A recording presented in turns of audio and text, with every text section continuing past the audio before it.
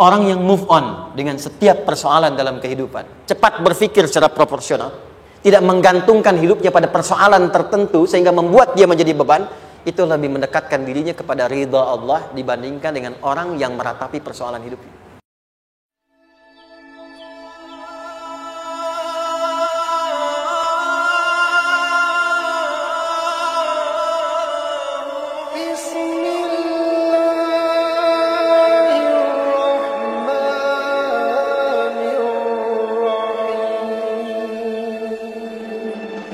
Wadduha, aku bersumpah, setiap huruf waw yang berada di awal kalimat di satu surah itu makna utamanya berarti sumpah.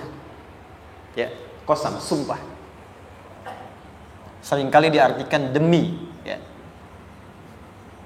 Wal asri, demi masa. Wal fajri, demi waktu fajar. Wal laili, demi malam. Intinya sumpah. Sebentar, pelan-pelan. Kalau Allah menyampaikan sesuatu kepada kita, yakin tidak? Saya ulang, yakin tidak? Serius? Hah? Kalau yakin, kenapa tidak dilakukan? Ya, itu pertanyaan besar ya. Baik. Kalau Allah menyampaikan, tidak bersumpah pun, harusnya kita yakin. Tapi kalau Allah bersumpah, dalam kaidah ilmu tafsir, berarti ada sesuatu yang sangat penting, yang saking pentingnya akan sangat dibutuhkan oleh setiap hamba, sehingga diminta setiap hamba itu fokus menyimak apa yang mau disampaikan. Bahkan saking pentingnya menyimak itu, Allah bersumpah.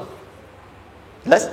Jika teman-teman menemukan di Quran ada ayat dibuka dengan sumpah, berarti ada kasih Allah yang tinggi yang akan disampaikan di ayat itu sampai meminta kita fokus untuk menyimaknya.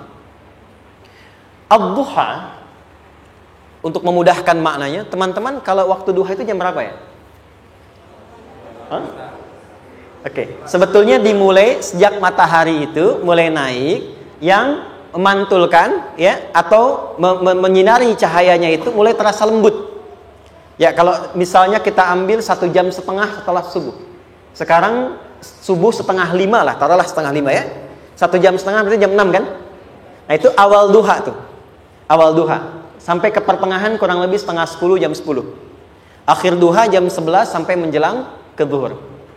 Awal duhanya disebut dengan syuruk namanya. Syuruk. Jadi syuruk itu awal duha. Kalau sudah jam 6 ada cahaya matahari ya, enak gak ke tubuh kita itu? Nyaman gak? Jam 8 enak gak kalau berjemur ya? Jam 9 enak ya? Nah, ini kata kiasan dalam bahasa Arab. Kalau kita merasakan sesuatu yang enak, nyaman, memberikan manfaat yang banyak, itu orang Arab sering memberikan kiasan dengan waktu-waktu tertentu. Di antaranya duha. Jadi kalau kita menemukan kalimat duha, jangan langsung diartikan ke waktu duhanya. Boleh jadi yang diinginkan adalah makna di balik itu, yaitu semua kenikmatan dan kenyamanan yang didapatkan. Cara mengartikan ini, wadduha, aku bersumpah, kata Allah, ya Muhammad, demi semua kenikmatan yang kau rasakan dalam hidup, seperti engkau merasakan kenikmatan cahaya duha itu. Jelas? Wal laili idza saja, dan aku bersumpah, al-lail, lail itu apa? Malam. Baik, lail turunannya, layali jamaknya, lela, lili, lala, itu malam. Jadi kalau ada ibu leli, ibu malam-malam ya. Lail. Oke. Lail itu malam. Malam gelap nggak? Gelap. Tapi kalau gelapnya gulita, tidak ada cahayanya, gelap betul gitu. Gelap ya. Misalnya sedang kita dapati misalnya satu momentum padam lampu, padam semua, dan pas gerhana misalnya gelap sekali. Nah, itu bahasa Arabnya disebut dengan saja namanya. Ya, saja. Wal laili idza saja. Dan malam apabila telah gulita, zaman Nabi kan gak ada lampu ya, belum ada PLN ya, dan seterusnya, jadi gelapnya betul-betul gelap. Saya mau tanya sebentar, biasanya kalau situasi gelap itu mudah nggak menemukan benda tertentu? Melangkah mudah atau sulit? Tidak mudah untuk dilakukan kan? Dalam bahasa Arab, kalau kita ingin mengungkapkan satu kegamangan yang luar biasa, sampai kita merasakan gelap dan sulit melangkah, bukan hanya karena nggak ada cahaya, mungkin karena ada pekerjaan tertentu yang menyulitkan, masalah tertentu yang menyulitkan, sehingga merasa seakan-akan kita tuh gelap. Makan nggak enak, melangkah susah, Pernah nggak merasakan situasi yang saking beratnya satu beban itu seakan-akan makan nggak mau, melangkahnya berat, ada vertigo, kadang-kadang pusing. Pernah merasakan itu? Itu bahasa Arabnya, walaili idza saja. Perhatikan kalimatnya, ya Muhammad sallallahu alaihi wasallam. Aku bersumpah demi semua kebahagiaan dan kenikmatan yang engkau pernah raih seperti merasakan kenikmatan cahaya Tuhan.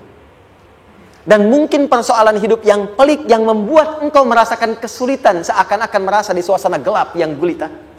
Ma wadda'aka rabbuka wa ma qala. Tanamkan dalam jiwamu yang paling dalam, aku tidak akan pernah meninggalkanmu. Ada suami pulang dari pekerjaan, mendapati istri sedang termenung dan mengalir air matanya. Tiba-tiba suaminya datang mengatakan, hangat sekali pada istrinya, di sampingnya, membelainya dan mengatakan, "Ma, demi semua suka yang pernah kita lalui bersama, dan demi duka yang mengalirkan air matamu saat ini pun, tanamkan dalam hatimu yang paling dalam, Papa akan selalu bersama Mama dalam setiap situasi itu." Kira-kira para ibu merasakan itu bagaimana perasaannya?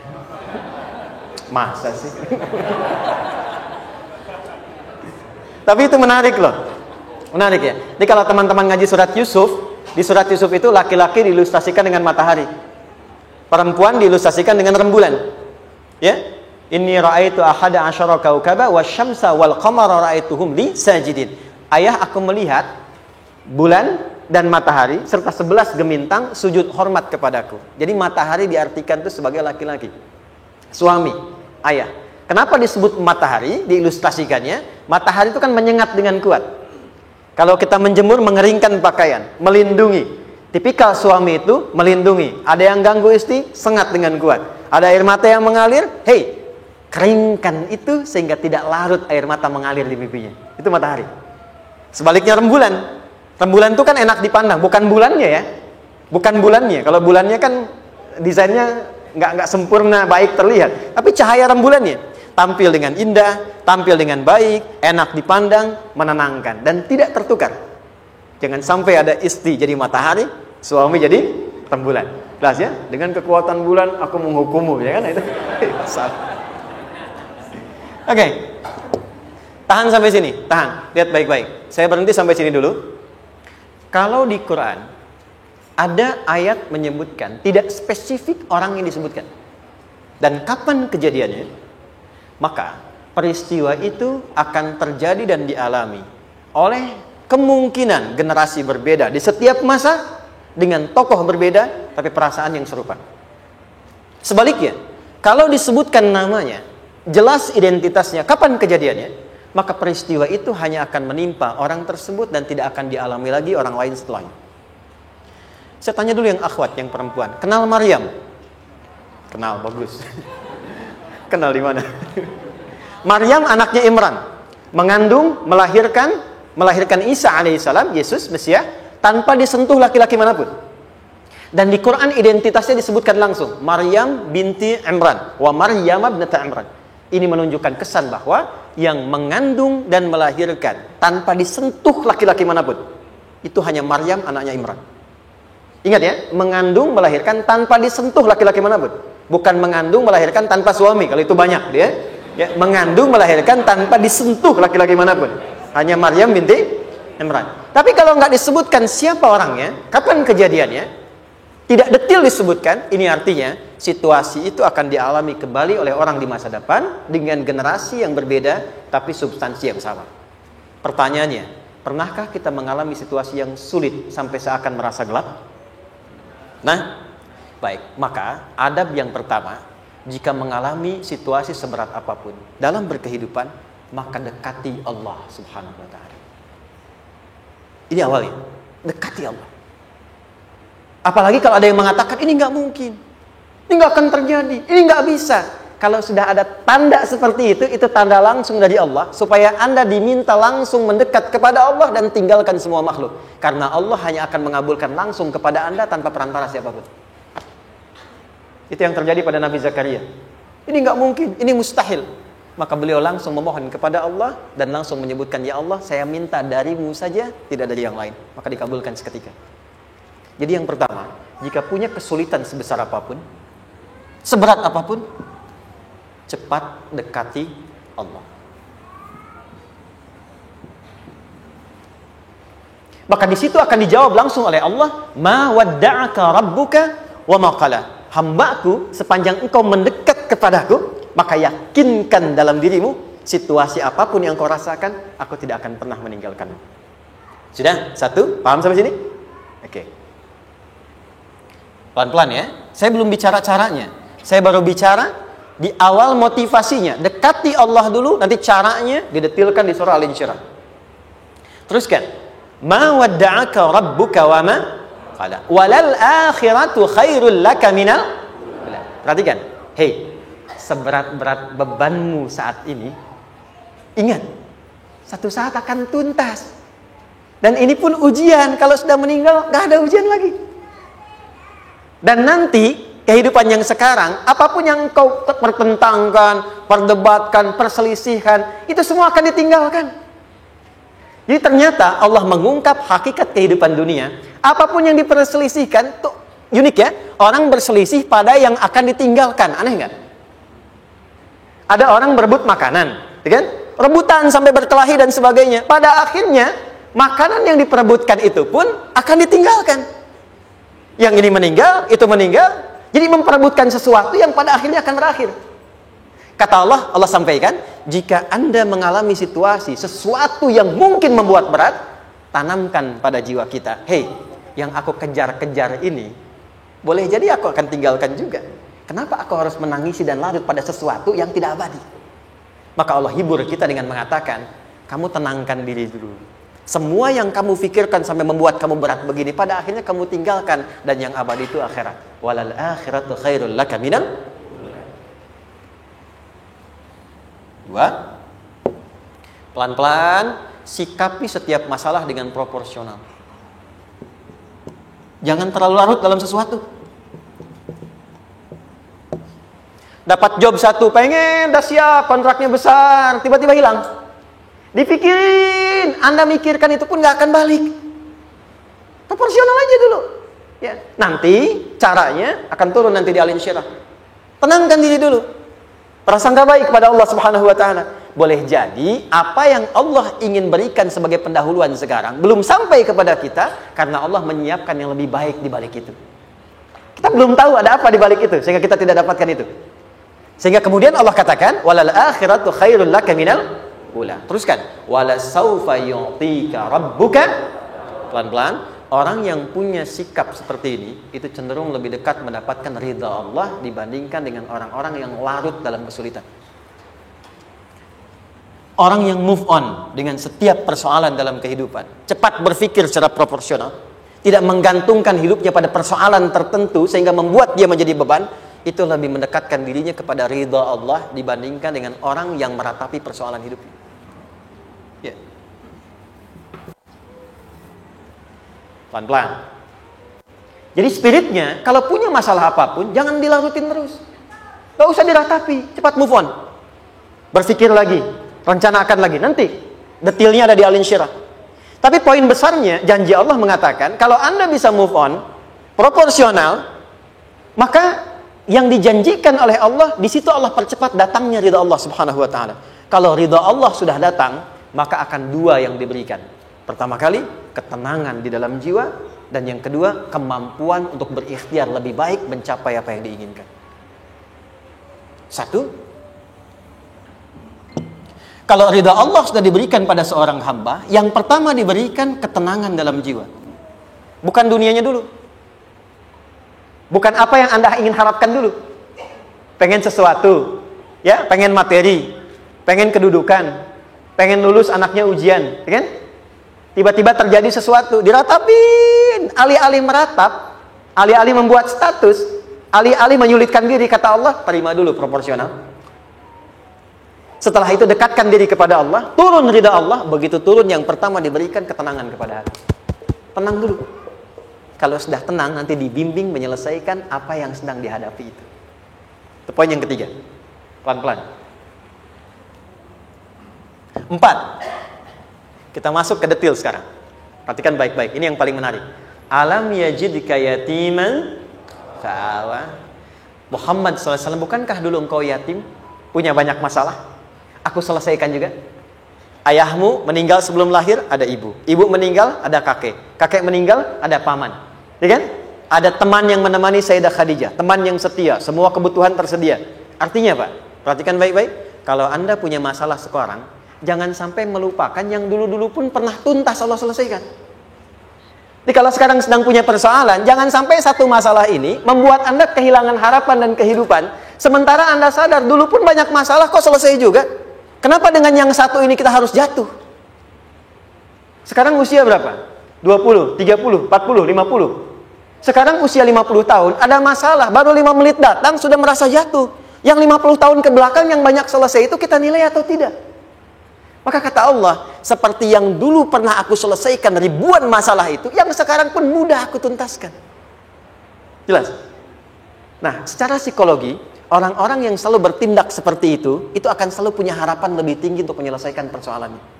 Jadi kalau sedang punya masalah, pikirkan yang dulu juga selesai, masa yang sekarang nggak selesai. Itu prinsipnya. Secara psikologis demikian. Jelas ya? Oke. Wa wajadaka dhallan fahada. Muhammad, dulu engkau pernah mengalami melihat masyarakat banyak berbuat yang tidak baik, aku berikan petunjuk. Kuncinya fahada di situ. Orang yang punya motivasi kuat dan keyakinan untuk bisa menyelesaikan persoalannya, maka dia akan lebih cepat mendapatkan petunjuk Allah untuk mendapatkan solusi terbaik. Ada sini. Saya agak cepat ya, mohon izin. Wa wajadaka 'ailan fa'aghna. Bahkan, maaf, bukan sekedar selesai. Kalau perlu saya bikin kaya, kata Allah. Aghna itu kalau ilmu, ilmunya luas. Kalau harta, hartanya banyak. Kalau kedudukan, kedudukannya tinggi. Hei, engkau yang sedang mengejar kedudukan, aku tahan sebentar karena ada yang nggak bagus untukmu di sini. Tapi kalau kamu terima, aku angkat itu lebih daripada apa yang kamu harapkan. Kamu pengennya bintang 2, aku naikkan sampai bintang 4. Kalau perlu 5 sekalian. Hei, kamu yang ingin kampus di sini, aku tahan. Bahasa kamu nggak lulus, kamu nangis, kamu mengadu, kamu datang pada orang tuamu. Orang tua mulai protes, mulai curhat, macam-macam. Terima dulu. Mungkin di sini ada yang tidak baik, seperti doa ibumu yang sering memohon, ya Allah, jangan sampai anakku berbuat yang salah. Jangan sampai terjebak narkoba. Jangan sampai terbawa tawuran. Di sini ada yang kurang tepat untukmu. Kalau kamu ridha, kamu terima, kamu proporsional, bahkan aku pindahkan ke kampus yang lebih baik yang tidak kamu bayangkan sebelumnya. Di orang-orang yang selalu menerima apa yang Allah ujikan dan ridha dengan itu, maka Allah akan angkat derajatnya bahkan melebihi ekspektasi dirinya. Paham? Kalau sudah seperti itu, maka lihat ujung ayatnya. Lihat ujung ayatnya. Fa ammal yatima fala taqhar. Hei, maka jangan pelit berbagi kepada orang lain. Share. Kalau sudah sukses, share. Berbagi, bukan hanya materi, bagi ilmunya, ya, bagi kebahagiaannya. Wa ammas sa'ila fala tanhar. Jangan sampai nunggu orang minta. Kalau lihat ada kawan yang butuh, sekarang Anda sukses. Tapi boleh jadi kesuksesan Anda itu tangganya dari teman-teman Anda. Kalau sudah teraih ke atas, lihat lagi anak tangganya ke bawah. Ajak teman, jangan ditunggu minta. Ajak, bawa dia, berikan peluang. Jangan sampai dia minta, apalagi Anda bentak-bentak. Aku kan yang dulu bantu kamu. Jangan sampai keluar kata-kata itu. Kamu bisa naik di atas karena aku kan yang dulu bantu kamu. Kamu bisa jadi pemeran utama karena aku yang rekomendasikan. Karena aku yang dorong kamu, misal. Jangan sampai keluar kata-kata itu. Apalagi langsung keluar, tidak. Ini karena ilmuku saja misalnya. Kalau itu bisa dilakukan dengan baik. Lihat ujungnya. Wa amma bi ni'mati rabbika fahaddits. Maka semua nikmat yang dirasakan akan mudah untuk diimplementasikan dan disyukuri. Jadi semua nikmat itu bukan cuma dirasakan. Jadi membagi semua nikmat itu adalah rasa terbaik untuk menikmatinya. Maaf ya, Anda kalau punya makanan, dimakan sendiri. Dengan dibagi sama-sama, kira-kira rasa nyamannya yang pertama atau yang kedua? Kedua. Makan sendiri, enaknya sendiri kan?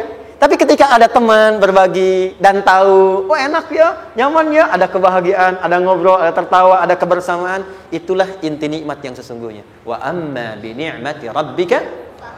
Ternyata masalah yang diberikan bukan ingin memberikan beban, tapi ujungnya, endingnya supaya Anda bisa mendapatkan nikmat berkualitas yang bisa dibagi. Dilihat surat Ad-Duha itu jangan cuma lihat awalnya, lihat ujungnya. Ternyata ketika seseorang mendapat masalah, seberat apapun, itu bukan ingin membebani, tapi ingin meningkatkan kualitas hidupnya supaya mendapatkan nikmat yang lebih besar dan merasakan nikmatnya itu dengan berbagi. Itu poinnya. Jadi kalau sampai sini kita paham, dan kita beri nama misalnya dengan fikih ujian, jadi kalau desain ujian ini sistematikanya kita pahami, maka tidak ada alasan untuk mengeluhkan persoalan. Jadi melihat masalah itu bukan sebagai beban, pada akhirnya melihatnya sebagai tangga untuk mencapai kebahagiaan. Jelas sampai sini? Baik, kalau sudah seperti ini, ingin punya masalah atau tidak ingin punya masalah? Tidak. Ingat ya, jadi kalau anak pulang bawa masalah, dilihatnya jangan beban. Oh, Allah ingin menaikkan kualitas pada anak saya, yang dengan itu menjadikan ia mendapatkan nikmat yang belum pernah didapati. Kalau rumah tangga sedang ada masalah, jangan banyak diperseterukan, tapi direnungkan sejenak. Oh, Allah ingin meningkatkan kualitas rumah tangga ini, sehingga kita bisa mendapatkan nikmat yang tidak pernah didapati sebelumnya. Makanya nikmat berumah tangga itu yang terbesar, selalu bertambah ketika menyelesaikan masalah. Silahkan cek. Kalau sedang ada masalah, berseteru kan? Tapi setelah selesai, kan jadi lebih nikmat ya? Ya? Lebih senang lagi, lebih cair lagi, lebih bahagia lagi, lebih mendukung lagi. Ternyata ada nilai-nilai kebaikan yang tersimpan yang belum disadari sepenuhnya. Pertanyaannya, kadang-kadang mudah diucapkan, tapi tidak mudah mempraktekkan. Bagaimana itu semua bisa ditempuh dengan baik, sehingga ketika mengalaminya, kita bisa tenang menghadapinya. Maka turunlah surah Al-Insyirah. Saya cepat.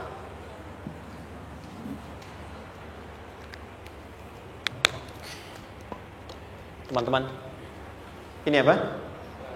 Kelas ya? Baik, pelan-pelan sedikit. Kira-kira volumenya besar kecil? Kecil ya? Baik. Kalau saya bandingkan dengan gayung, volumenya besar mana? Gayung ya? Baik. Kalau ini saya perlebar, sehingga bisa memasukkan apapun ke dalamnya, itu bahasa Arabnya disebut dengan insyirah namanya. Jelas? Meluaskan sesuatu sehingga terlihat lapang, sehingga memudahkan setiap hal masuk ke dalamnya. Itu insyirah namanya. Surah ini diberi nama dengan surah Al-Insyirah, yang berarti sesuatu yang lapang, yang tenang, yang nyaman. Yang diharapkan dengan keadaan hati yang lapang, nyaman, tenang itu, segala persoalan yang dihadapi dalam kehidupan akan mudah diterima dan tidak berdampak besar dalam menyikapinya. Maka bagaimana kemudian Allah memberikan turunan-turunan petunjuk supaya apa yang diharapkan ini bisa tercapai? Satu, izin mengilustrasikan. Saya kasih cerita sebentar. Ada seorang anak muda, kisah ini sangat viral, hampir setiap kita bisa mendapatinya. Datang kepada seorang kakek tua di sisi danau yang jernih sekali airnya. Dia berkeluh kesah tentang persoalannya. Dia katakan, saya punya masalah begini. Berat sekali terasanya. Kakek itu kemudian permisi, dia hanya membawa 2 genggam garam. Kemudian beliau bawa 1 gelas, ilustrasinya seperti ini. Dimasukkanlah kemudian garam itu ke gelas itu. Lalu diambil 1 gelas air yang jernih tadi, dengan garam segenggam. Kata beliau, minum. Pemuda itu mengatakan, wah, asin, minum aja dulu. Lalu ketika diminum, langsung ditumpahkan. Dia muntahkan, asin katanya. Lalu setelah itu kakek yang tadi melepaskan segenggam sisanya, dilempar ke danau tadi yang luas. Lalu diambil lagi dengan gelas yang sama. Sekarang minum. Bagaimana rasanya? Segar, enak, nyaman. Itulah hatimu. Kalau hatimu sempit sesempit gelas ini, maka masalah sekecil apapun akan selalu menghadirkan kesulitan seperti engkau menelan garam tadi. Tapi kalau hatimu luas, sebesar apapun masalah, tidak akan pernah berdampak pada dirimu kecuali engkau mampu menyusun rencana untuk mengatasinya. Kelapangan hati yang membuat diri kita mampu menerima persoalan apapun, itu yang disebut dengan insyirah.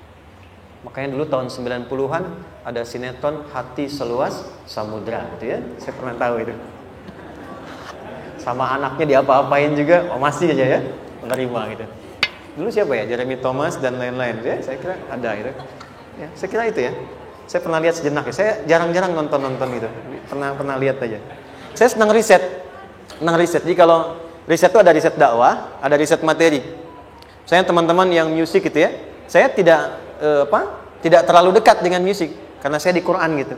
Tapi untuk mengetahui hukum musik itu bagaimana, saya riset. Sampai ke notasi saya tahu. C, D, F, G, A, B, C, G, A, B, C, D, F, G, D, F, G, A, B, C, D, A, B, C, D, F, G, A, F, G, A, B, C, D, E, B, C, D, E, F, G, Ais, B, F, G, Ais, B, C, D, Ais, Fis, C, D, Ais, B, G, Ais, Bis, Cis. Gitu kan ya? Ya? Tapi kalau diminta piano, gitar, ini saya nggak bisa. Ya, tapi untuk menentukan hukum, nah kita bisa paham gitu. Misalnya boleh nggak baca Quran pakai langgam Jawa gitu kan? Nah hukumnya apa? Nanti dari teori itu muncul. Ya, paham ya? Nah, oke, balik sini. Perhatikan baik-baik. Satu, saya agak cepat. Ini ditafsir langsung turun Al-Insyirah. Yang pertama, alam nashrah laka sadrak wa wada'na anka wizrak allazi anqadha dhahrak. Tahan sampai sini dulu, 3 ayat. Saya mulai dari ayat kedua dan ketiga. Perhatikan baik-baik. Wa wada'na anka wizrak allazi anqadha dhahrak. Artinya apa? Artinya satu beban yang diletakkan di pundak yang berpengaruh kepada semua bagian tubuh. Kita pernah melakukan atau melihat yang angkat beban ya? Beban kan semakin berat diangkat, semakin terasa ke bagian-bagian tubuh ya, ke semuanya. Nah, itu namanya wizrak alladzi anqadha dhahrak. Beban yang dipikul yang berat sekali sampai semua merasa. Makanya jadi satu ungkapan dengan mengatakan dia sedang memikul beban yang sangat berat. Sampai kepalanya pusing, tidur nggak nyaman, miring kanan, miring kiri. Itu namanya ya alladzi anqadha dhahrak. Satu. Saya percepat, akan ada satu masa dalam hidup setiap hamba merasakan satu persoalan yang seakan-akan beban berat yang dipikul sampai merasa kesulitan dari ujung kepala sampai ujung kaki. Siapapun itu.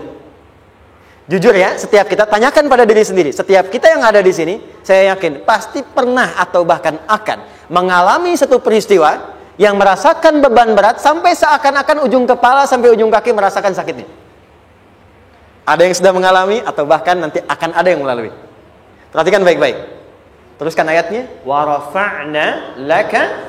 Perhatikan. Kalau ada yang sedang merasakan itu, yakinlah kata Allah, pada saat itu sesungguhnya Allah sedang mengangkat derajatnya dan meningkatkan kualitas hidupnya untuk mencapai sesuatu yang istimewa yang belum pernah diraihnya. Dari sini kita buat persamaan. Ujian. Tadi kan? Berbanding lurus dengan harapan. Banding lurus dengan solusi nanti pada akhirnya. Fokus. Lulus di sini, insya Allah setiap persoalan akan lebih mudah untuk diatasi. Ujian, seberat apapun yang sedang kita alami, tidak akan pernah diberikan kepada kita oleh Allah, kecuali ternyata hikmahnya untuk mengabulkan harapan-harapan besar yang sebetulnya kita mintakan. Jujur ya, setiap kita kan sering punya permohonan ya, sering berdoa ya, ya Allah minta ini, minta itu, minta ini, minta itu, gitu kan? Nah, cara Allah mengabulkan harapan kita itu, yang pertama, jalurnya lewat ujian. Karena semua kesuksesan itu, desain dasarnya adalah melewati ujian. Coba, anak-anak kita yang sedang sekolah itu, apa mungkin diwisuda dengan penuh kebahagiaan kalau nggak mengalami ujian? Lewat ujian dulu kan? Dia belajar dulu, ujian dulu, ngatasin soal dulu, lulus, baru wisuda. Apakah mungkin akan dapat IPK 4 yang diharapkan kalau tidak mengalami ujian? Belajar dulu, ya kan? Ada waktu, sempat dia bangun malam, siang, dan seterusnya belajar, keringat dan sebagainya, baru bahagia kan? Dan ternyata belajar itu untuk diwisuda. Sebab kalau kita tidak belajar, mustahil dapat wisuda. Kalau tidak lewat ujian, mustahil dapat ijazah. Karena ternyata harapan itu, hukum dasarnya dalam berkehidupan, bisa diraih dengan melewati ujian. Ini poinnya. Jadi mohon, kalau sedang mengalami sebuah peristiwa dan kita harus menghadapi itu, coba renungkan. Sebetulnya pernah berdoa apa sampai kita mengalami itu, sehingga dengan jalan itulah sebetulnya Allah ingin mengabulkan harapan yang dulu pernah kita mintakan. Jelas? Oke, satu. Yuk turunkan rumus ya pelan-pelan. Quran surah kedua ayat 286. Ini ke sini dulu baru nanti kita balik lagi. 2 Al-Baqarah ayat 286. La yukallifullahu nafsan illa wus'aha. Tahan sampai sini. Lihat baik-baik. Hukum pertama. Allah tidak mungkin menguji seorang hamba di luar batas kemampuannya. Jadi kaidah yang pertama tadi, kalau kita sedang diuji, sebetulnya ada harapan dan doa yang pernah kita mohonkan dan Allah ingin mengabulkan itu, jalan pertamanya adalah ujian. Tapi adilnya Allah, tidak akan pernah kita diuji kecuali sesuai dengan kemampuan kita. Jadi kalau nggak mampu, nggak mungkin diberikan ujian. Ingat ya, kalau tidak mampu, tidak mungkin diberikan ujian. Artinya harapan yang kita mohonkan pun akan sesuai dengan kemampuan kita. Jadi kalau kita minta sesuatu nggak mungkin bisa menggunakannya, nggak akan dikasih. Nah, balik ke sini untuk memberikan ketenangan kepada hati kita. Kalau sedang menerima persoalan, setelah kita mengatakan, oh ini mungkin ada harapan yang ingin saya dapatkan, jalannya lewat sini. Untuk memberikan ketenangan kepada hati, begitu persoalannya tiba, langsung katakan pada diri kita, saya pasti bisa menjalaninya. Mustahil saya diuji kalau nggak mampu menjalaninya. Itu bahasa singkatnya. Ingat ya? Kalau ingin mudah menyelesaikan persoalan, kata Quran, setiap ada ujian, langsung katakan pada hati kita, insya Allah bisa. Nggak mungkin saya diuji kalau saya nggak sanggup. Jelas? Dan tanamkan itu pada hati yang paling dalam. Ini nggak mudah.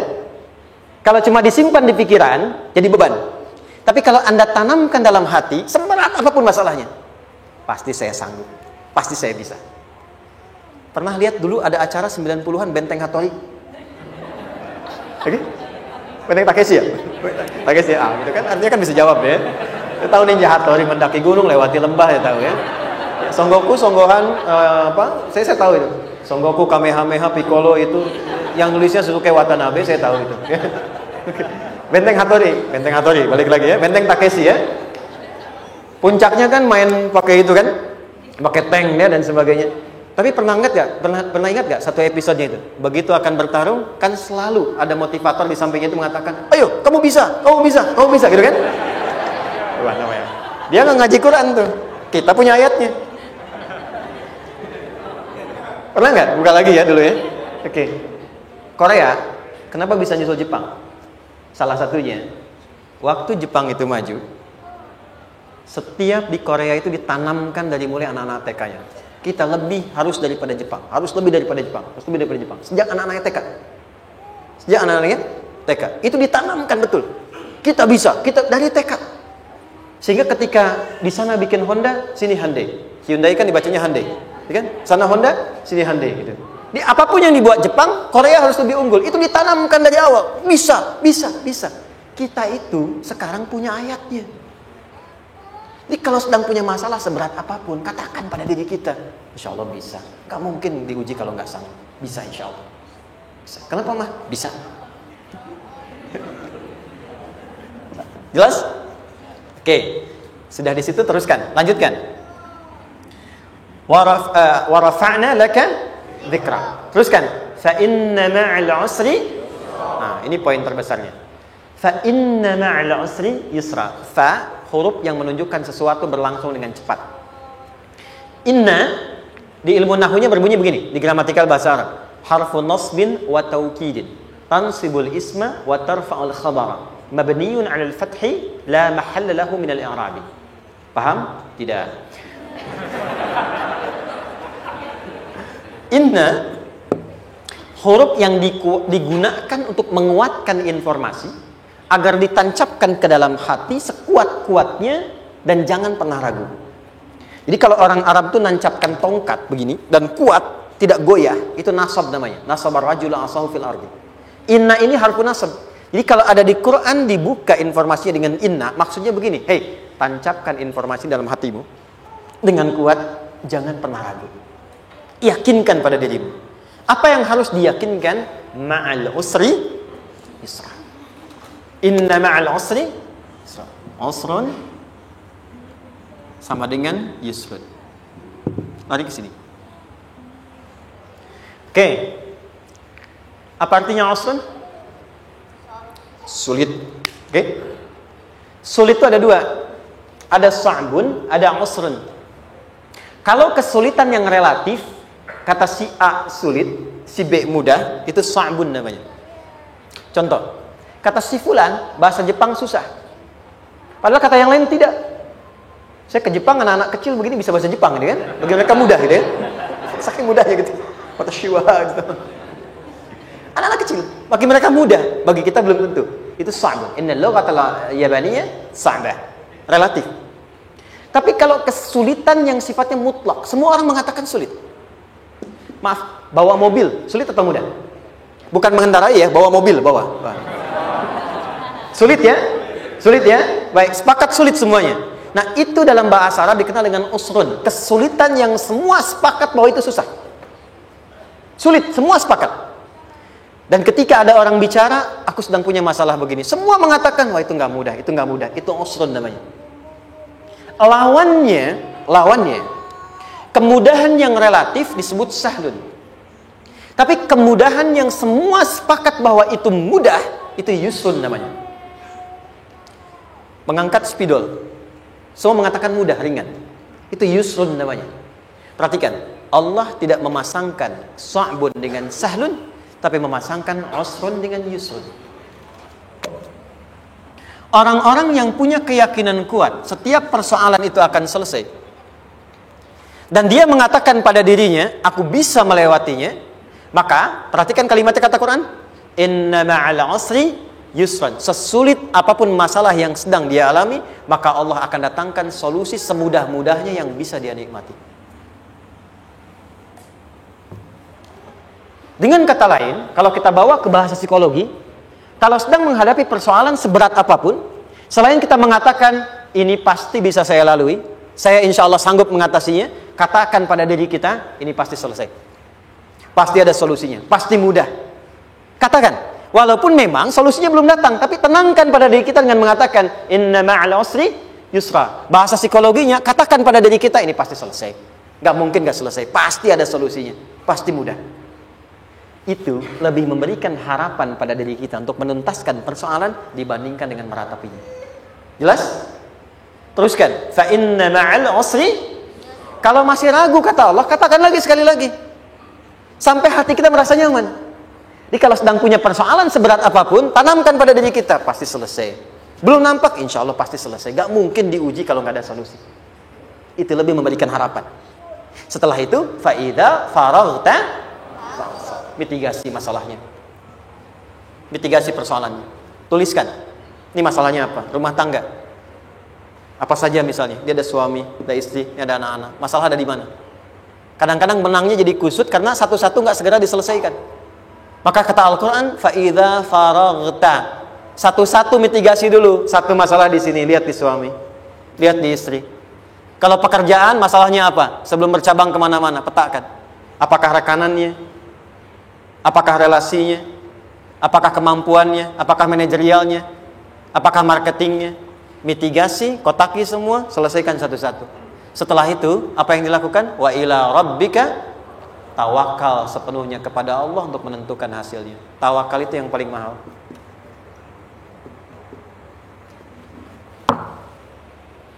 Anda kalau nggak punya kepasrahan, stres. Karena selalu memikirkan apa yang mau dikerjakan dan selalu orientasi pada hasil. Kita punya tawakal. Kalau kita mampu menyerahkan sesuatu, gini, di sini ada orang yang paling jago misalnya main basket. Ada pertandingan basket. Begitu dibuka, udah tim musyawarah serahkan aja pada si fulan. Kan? Dia yang paling jago, dia. Bukankah dengan menyerahkan itu bukan hanya kita berikan sebuah tugas, ya kan? Tapi dengan itu ada kelapangan tersendiri kan? Yakinlah sukses, ini paling hebat. Pernah ada perasaan gitu? Sekarang, siapa yang paling mampu menguasai? Siapa yang paling hebat menyelesaikan segala hal? Siapa yang punya segalanya? Bukankah Allah? Orang-orang yang punya tingkat tawakal yang tinggi, maka satu, dia akan lebih stabil keadaan mentalnya dan tidak akan pernah gelisah dengan kekecewaan. Gak ada kecewa. Karena tawakal itu kalau sudah kepasrahan pasti menerima hasil. Kalau sudah tawakal, terserah Allah tetapkan apa saja. Mau dapat sekarang, dapat besok, dapat nanti. Puncak yang paling tinggi, hei, tugasmu hanya berikhtiar semampu yang bisa dilakukan. Selanjutnya, biarkan Allah menetapkan apa yang menjadi bagian dari maslahat kehidupan kita. Saya tutup. Cara Allah menjawab harapan kita ada 3. 1. Memberi langsung apa yang kita mintakan. 2. Menunda itu sampai kita siap menerimanya. 3. Mengganti apa yang kita inginkan dengan apa yang kita butuhkan. Saya ulang ya. 1. Memberi langsung apa yang kita mohonkan. Misal, ya Allah, saya ingin A misalnya. Anak saya pengen ke ITB. Tapi nggak mungkin tiba-tiba langsung masuk ITB kan? Pasti lewat ini dulu kan? Ada ujian dulu. Ikut tes dan seterusnya diterima. Sesuai. 2. Kadang menunda sesuatu sampai dia sanggup menjalaninya. Anda punya anak usia 5 tahun, pengen diberikan motor. Anda mampu untuk memberi motor, dikasih nggak? Tidak. Sampai dia sanggup mengendarai motor, baru Anda berikan. Terkadang ada yang kita minta sekarang, tidak didapati sekarang. Tapi ternyata tahun depan kita dapat. Kita harus sadar bahwa anugerah yang kita dapatkan tahun depan itu sebetulnya adalah hasil doa kita di tahun ini. Pernah dengar nggak kisah viral? Nabi itu berdoa baru dikabulkan setahun setengah. Setahun 6 bulan. Padahal itu Nabi loh. Kiblat pertama kita kemana? Palestina kan? Baitul Maqdis kan? Nabi berdoa. Mohon terus nengok ke langit. Al-Baqarah 144. Minta. Jawabannya turun setelah setahun setengah. Setahun 6 bulan. Ada yang mengatakan di tafsir setahun 8 bulan. Baru dikabulkan setelah setahun setengah. Padahal kurang soleh apa Nabi? Nabinya siap, mungkin umatnya yang belum siap. Nabinya siap, tapi ada tantangan di masyarakat yang tidak mudah, yang mungkin bisa meruntuhkan dakwah. Baru dikabulkan setahun setengah. Ketika semua umatnya sudah bisa siap menerima itu. Boleh jadi, apa yang diminta orang tua sekarang, terkabulnya mungkin belasan puluhan tahun pada anaknya yang nomor sekian. Tahu Imam Syafi'i? Imam Syafi'i itu kan nama aslinya Muhammad. Bapaknya Idris, kakek yang ke atas yang ketiga namanya Syafi'i. Kenapa disebut Imam Syafi'i? Dinisbatkan pada kakek yang ke atasnya. Ternyata kakeknya ini seorang ulama besar, saleh, memohon kepada Allah. Setiap di keturunannya ada yang bisa menggantikan lebih soleh, lebih baik lagi. Ternyata yang didapatkan bukan dari anaknya, tapi generasi keturunan yang kesekian. Anda belum sekarang bisa hafal Quran. Misalnya, Anda bermohon, berdoa, boleh jadi yang hafal mungkin bukan di anak, bisa di cucu, bisa di bagian keluarga yang lain. Maka terkadang tawakal itu tidak hanya memberikan hasil yang cepat, tapi memberikan keindahan yang terasa tertunda, tapi melengkapi kebahagiaan yang dirasakan.